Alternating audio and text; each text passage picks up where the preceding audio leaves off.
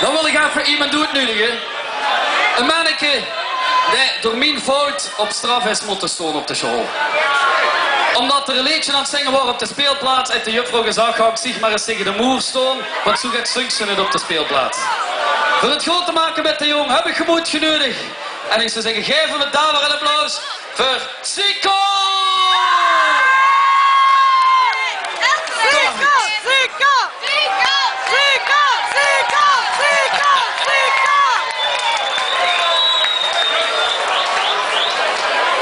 Er is stikkenpot, maar wel echt wakker blijven, want Schulke Kim. Gaan we het zingen? Wat gaan we zingen? In de blote kom. Zet je er klaar voor?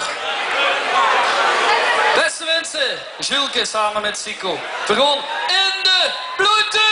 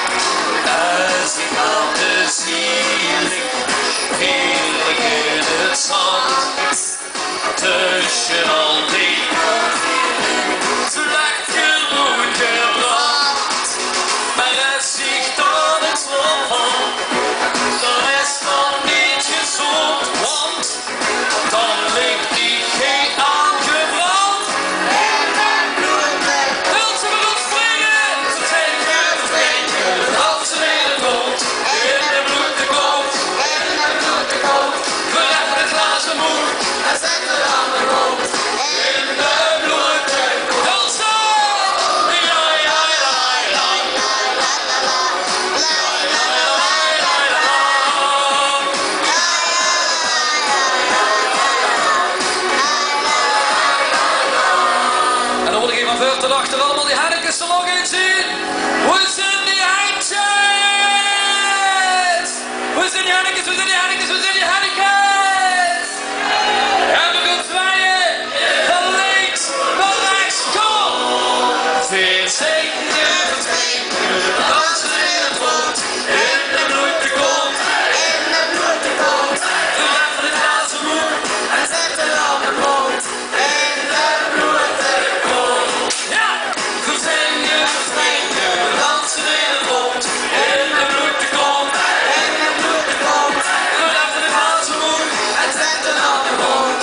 In de bloed de kont. In de bloed de kont. In de bloed de kont.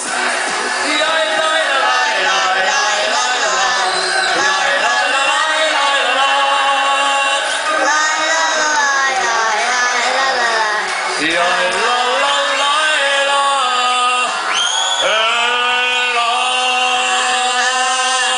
dames en heren, Zico!